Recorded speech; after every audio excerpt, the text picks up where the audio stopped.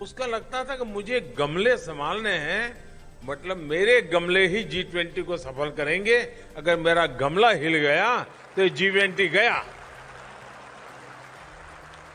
जब ये भाव पैदा होता है ना, ये स्पिरिट पैदा होता है कि मैं एक बहुत बड़े सक्सेस के लिए बहुत बड़ी महत्वपूर्ण जिम्मेवारी संभालता हूं, कोई काम मेरे लिए छोटा नहीं है, तब मान के चलिए सफलता आपके चरण चूमने लग जाती है। साथियों, इस प्रकार से मिलकर के अपने अपने विभाग में भी कभी खुल करके गप्पे मारने चाहिए, बैठना चाहिए, अनुभव सुनने चाहिए एक दूसरे के। उससे बहुत लाभ होते हैं। कभी कभी क्या होता है, जब हम अकेले होते हैं तो हमको लगता है मैंने बहुत काम कर दिया, अगर मैं न होता तो G20 का क्या हो जाता। लेकिन जब ऐसा सुनते हैं तो पता चलता है यार, मेरे से तो ज्यादा उसने किया था, मेरे से तो ज्यादा वो कर रहा था, मुसीबत को बीच में देखो वो काम कर रहा था। तो हमें लगता है कि नहीं नहीं, मैंने जो किया तो वो तो अच्छा ही है, लेकिन औरों ने भी बहुत अच्छा किया है, तब जाकर के सफलता मिली है। जिस पल हम किसी और के सामर्थ्य को जानते हैं, उसके एफर्ट्स को जानते हैं, तब हमें ईर्ष्या भाव नहीं होता है, हमें अपने भीतर झोंकने का अवसर मिलता है। अच्छा, मैं तो कल तक सोचता था यार मैंने ही सब कुछ किया, लेकिन आज पता चला कि इतने लोगों ने किया है। ये बात सही है कि आप लोग न टीवी में आए होंगे, न आपके अखबार में फोटो छपी होगी, न कहीं नाम छपा होगा। नाम तो उन लोगों के छपते होंगे जिसने कभी पसीना भी नहीं बहाया होगा, क्योंकि उनकी महारत उसमें है।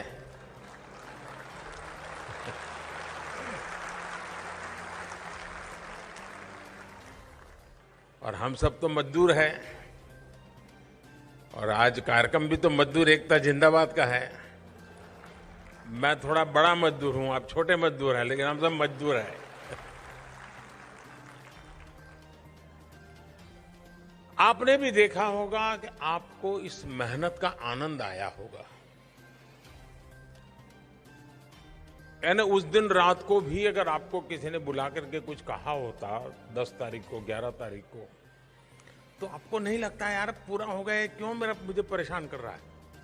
आपको लगता होगा नहीं नहीं यार कुछ रह गया होगा, चलो मुझे कहा है तो मैं कर दूं।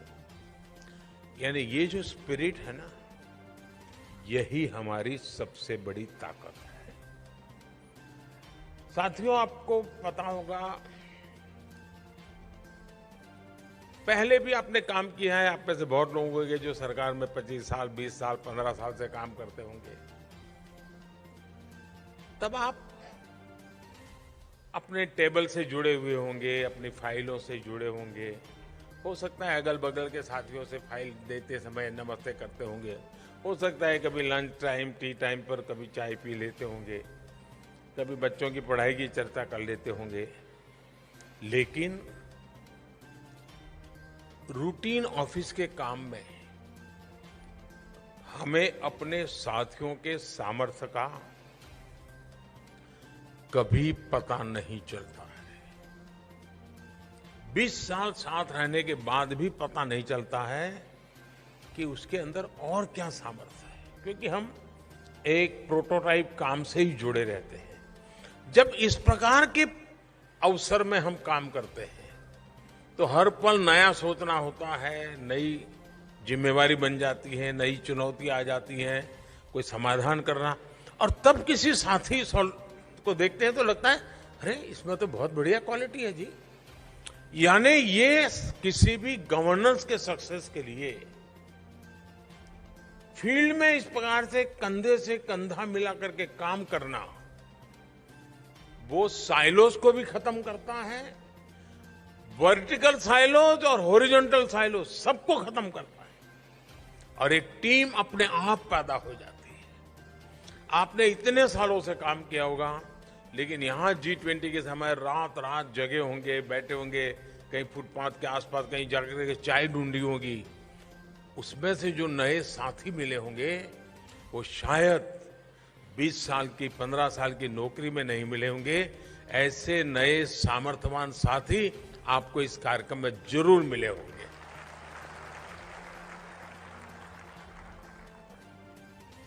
और इसलिए साथ मिलकर के काम करने के अवसर ढूंढने चाहिए। अब जैसे अभी सभी डिपार्टमेंट में स्वच्छता अभियान चल रहा है, डिपार्टमेंट के सब लोग मिलकर अगर करें, सचिव भी अगर चैम्बर से बाहर निकल करके साथ चले, आप देखिए एकदम से माहौल बदल जाएगा। फिर वो काम नहीं लगेगा, वो एक फेस्टिवल लगेगा कि चलो आज अपना घर ठीक कर रहे हैं, अपना दफ्तर ठीक कर रहे हैं, अपनी ऑफिस में फाइलें का निकाल कर रहे हैं। इसका एक आनंद होता है। और मेरा हर किसी से, मैं तो कभी कभी ये भी कहता हूं, भाई साल में एक आध बार अपने डिपार्टमेंट का पिकनिक करिए, बस लेकर के जाइए कहीं नजदीक में, 24 घंटे के लिए साथ में रह करके आइए। सामूहिकता की एक शक्ति होती है।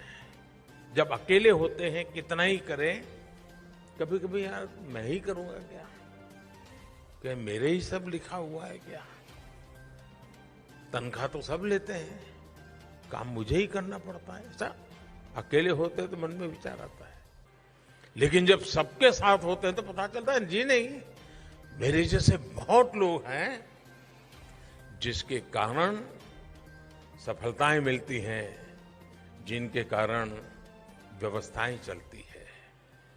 साथियों, एक और भी महत्व की बात है कि हमें हमेशा अपने से ऊपर जो लोग हैं वो, और अपने हम जिनसे काम लेते हैं वो, इनसे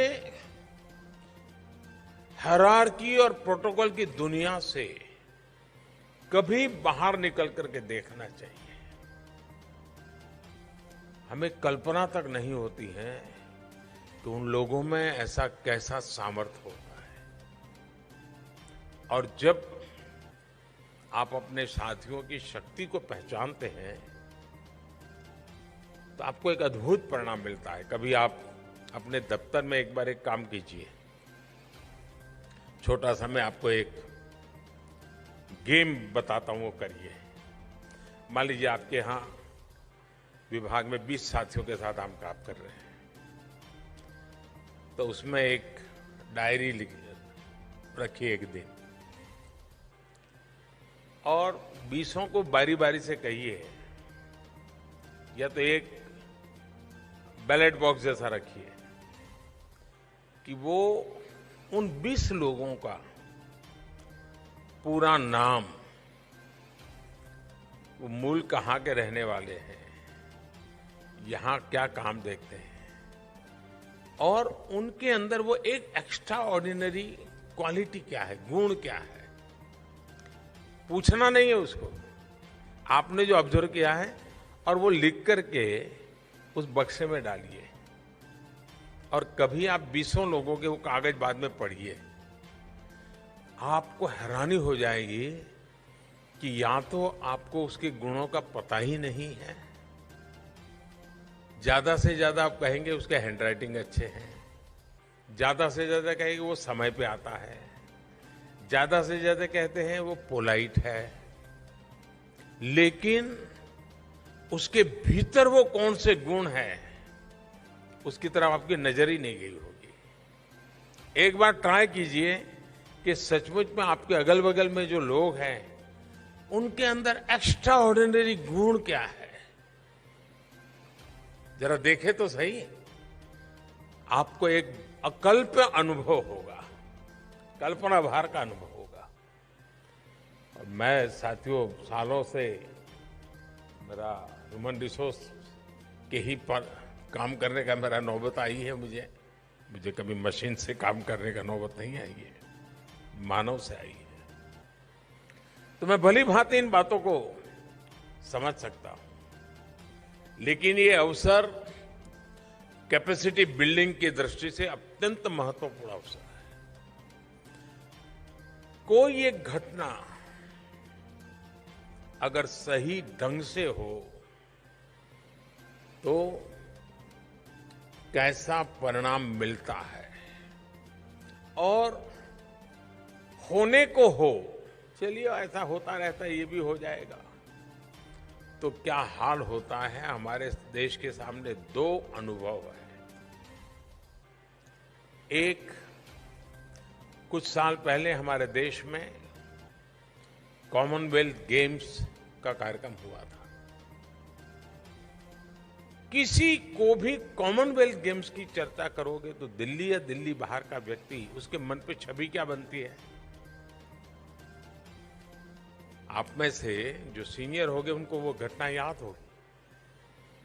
सचमुच में वो एक ऐसा अवसर था कि हम देश का ब्रांडिंग कर देते, देश की एक पहचान बना देते, देश के सामर्थ्य को बढ़ा भी देते और देश के सामर्थ्य को दिखा भी देते। लेकिन दुर्भाग्य से वो ऐसी चीजों में वो इवेंट उलझ गया कि उस समय के जो लोग करने धरने वाले थे वे भी बदनाम हुए, देश भी बदनाम हुआ, और उसमें से सरकार की व्यवस्था में और एक स्वभाव में ऐसी निराशा फैल गई कि यार ये तो हम नहीं कर सकते, गड़बड़ हो जाएगा। हिम्मत ही खो दी हमने। दूसरी तरफ G20, ऐसा तो नहीं है कि कमियां नहीं रही होगी, ऐसा तो नहीं है जो चाहा था उसमें 99, 100 के नीचे रहे नहीं होंगे। कोई 94 पहुंचे होंगे, कोई 99 पहुंचे और कोई 102 भी हो गए होंगे। लेकिन कुल मिलाकर के एक क्यूमुलेटिव इफेक्ट था। वो इफेक्ट देश के सामर्थ्य को, विश्व को उसके दर्शन कराने में हमारी सफलता थी। ये जो घटना की सफलता है वो G20 की सफलता, और दुनिया में 10 एडिटोरियल छप जाए इससे मोदी का कोई लेना देना नहीं है। मेरे लिए आनंद का विषय ये है कि अब मेरे देश में एक ऐसा विश्वास पैदा हो गया है कि ऐसे किसी भी काम को वे अच्छे से अच्छे ढंग से कर सकता है।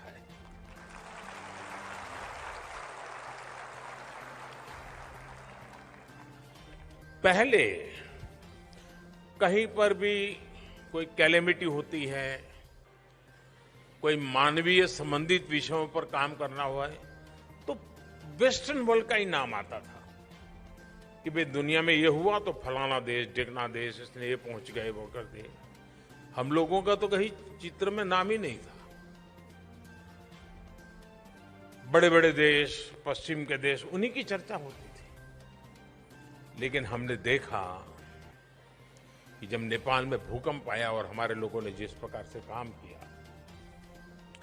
फिजी में जब साइक्लोन आया जिस प्रकार से हमारे लोगों ने काम किया, श्रीलंका संकट में था और हमने वहां तक चीजें पहुंचानी थी, मालदीव में बिजली संकट आया, पीने का पानी नहीं था, जिस तेजी से हमारे लोगों ने पानी पहुंचाया,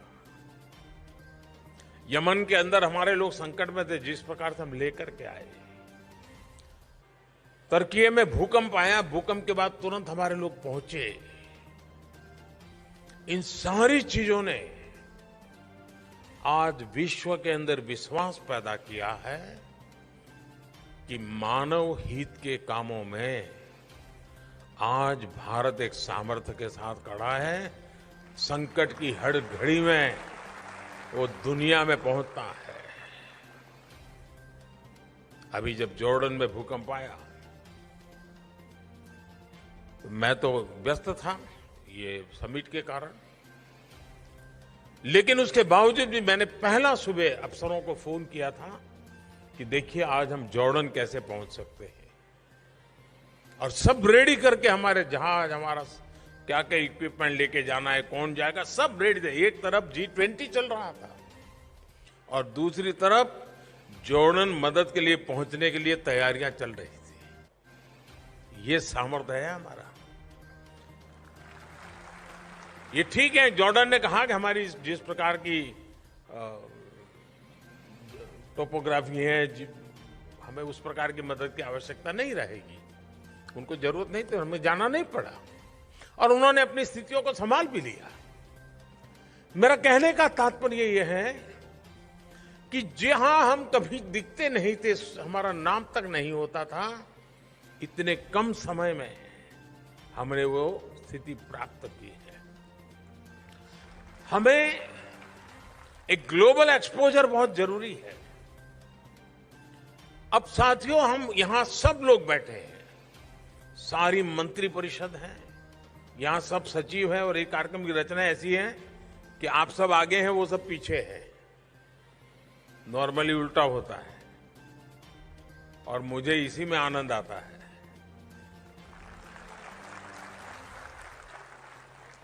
क्योंकि मैं जब आपको यहां नीचे देखता हूं, मतलब मेरी नींव मजबूत है। ऊपर थोड़ा हिल जाएगा तो भी तकलीफ नहीं है।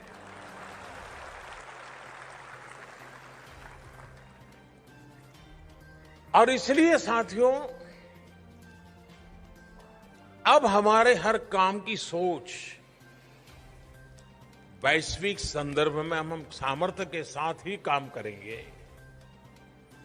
अब देखिए, G20 समिट हो, दुनिया में से 1 लाख लोग आए हैं यहां, और वो लोग थे जो उन देश की निर्णायक टीम के हिस्से थे, नीति निर्धारण करने वाली टीम के हिस्से थे, और उन्होंने आकर के भारत को देखा है, जाना है, यहाँ की विविधता को सेलिब्रेट किया है। वो अपने देश में जाकर के इन बातों को नहीं बताएगा ऐसा नहीं है, वो बताएगा। इसका मतलब कि वो आपके टूरिज्म का एम्बेसडर बन के गया है। आपको लगता होगा कि मैंने तो उसको आया तब नमस्ते किया था, मैंने तो उसको पूछा था, साहब मैं क्या सेवा कर सकता हूं।